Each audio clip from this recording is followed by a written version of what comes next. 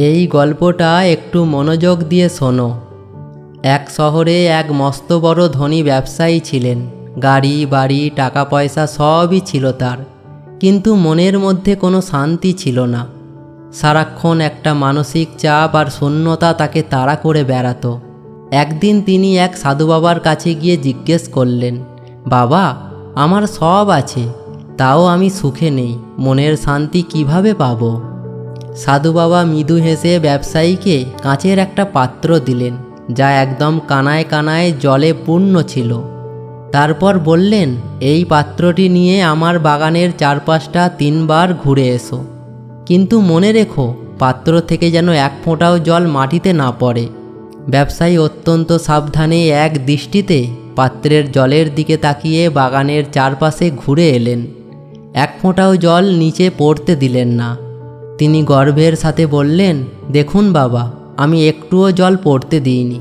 এবার বলুন, শান্তির উপায় কি? সাধু বাবা জিজ্ঞেস করলেন, তুমি যখন বাগানটা ঘুরছিলে তখন বাগানের সুন্দর গোলাপ ফুলগুলো দেখেছ, পাখিদের গান শুনেছ, নাকি সব মিস করে গেছো? ব্যবসায়ী বললেন, না বাবা, আমি তো ওসব কিছুই দেখিনি, আমার পুরো মনোযোগ তো ছিল এই জলের পাত্রের দিকে। তখন সাধু বাবা গভীর গলায় বললেন, এটাই তোমার অশান্তির মূল কারণ।